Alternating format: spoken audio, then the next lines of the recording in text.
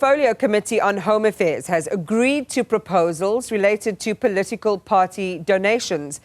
The proposal suggests that political parties be allowed to receive larger donations without having to declare them. Currently, donations that don't require declaration are capped at 100,000 rand. So let's talk about these developments with the chairperson of the Home Affairs Portfolio Committee, Musa Chabani. Musa, good morning and thanks for your time. As always, we appreciate it. When we think about, political party funding and transparency, a couple of things stand out. Accountability, it's about building public trust, preventing corruption, making sure that there's legal compliance. Why did the committee agree to this new development? What were the reasons that underpinned it in terms of really meeting these standards? Much, and also for inviting us to this your platform, and good morning to our viewers. Just for a slight background, that in the sixth administration, recall that Parliament passed a draft resolution in relation to the lower and the upper limits without the quantum, and were taken to court around that matter by my vote counts. And I think the court made its declaration that the Parliament may need to relook on this amount, and they were read in the act. So we engage in the process for public hearing. Submissions were made. There were various views expressed to the committee by civil society, political parties. And amongst the issues of reference, it was the reasoning for the quantum that has been enacted in 2018, 115 million. The instrument could not be certified before the committee, and we ought to invite the Parliamentary Budget Office to assist the committee to deal with these issues. And I think at this point, we're able to arrive at a principle to review the quantums of the 115 million. It's where we are as a portfolio committee. So this is not set in stone then, Musa, is what you're saying? No, the committee then, because it's a decision of the committee, we have to present it before Parliament. It's up to Parliament to consider the proposed amounts that have been presented. And there were reasoning behind the decision of the committee. One is the absence of this funding for all political parties. As you know, that fiscus are unable to fund the political parties 100%.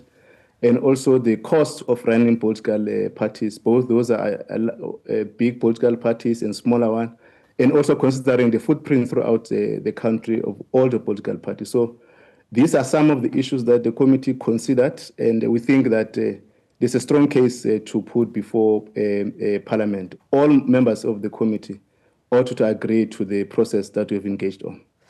All right, so what it does, in the previous iteration, a single donor could only donate 15 million rand annually to a party.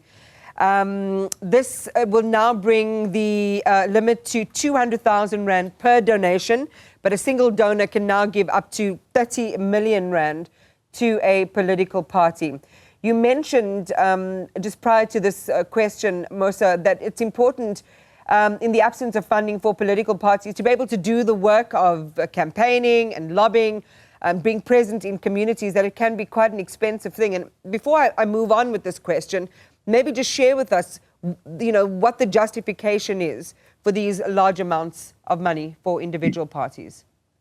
Well, firstly, if also you do your records, you will know that there was no instruments that were used to calculate the 100,000 in terms of the 15 million, in terms of the brief we've received as a portfolio committee and the source reference.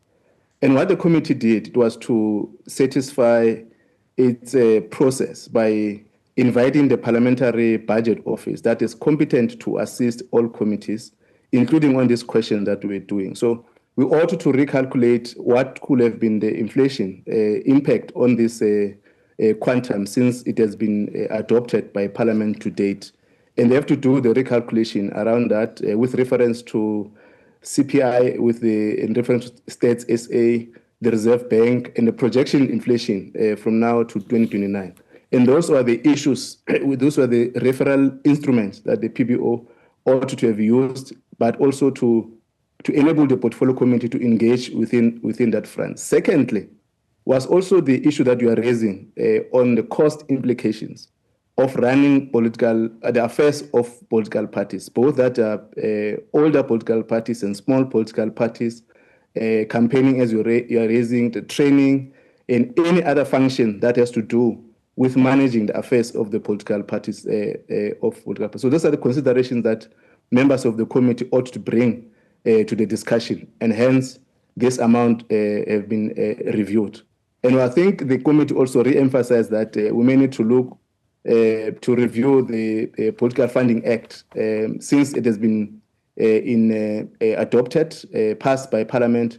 What effect, there's an assessment of its impact for the facilitation of funding and other issues that you've raised, transparency, in order to strengthen our democracy.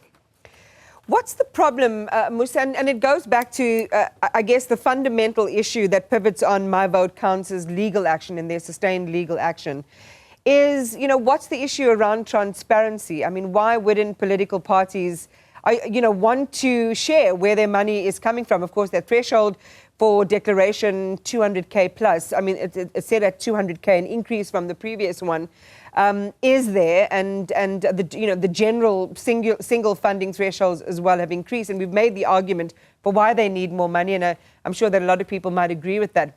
It's the issue around transparency and secrecy, which then bleeds into, all this murky territory around, does a political party then become beholden to its funders and its benefactors?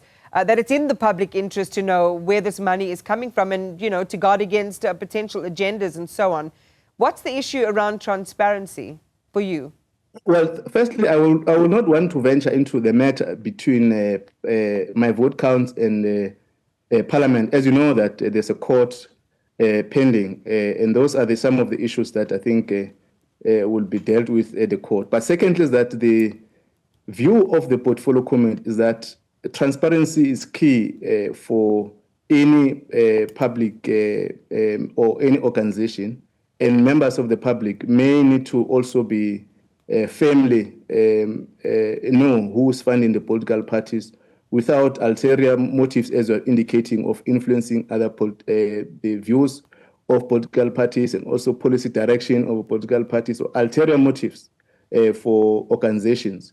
And what we said as a portfolio committee is that there's a need to reassess, review the Political Party Act in order to make an assessment and also to tap into what you are raising, but also to subject it to the public comments in relation to that question. We have also engaged the Independent Electoral Commission to assist us to commission a study so that at the time we're going to engage and publish, all of us who are firm and clarity is also provided in relation to the Political Party Act, in relation to also issues of transparency. But I think these are some of the issues also that have been raised in the portfolio committee, that other political parties are not declaring their funds, but without even justification or evidence that's provided before the portfolio committee, or the IEC is not entirely taking into account the political parties that are not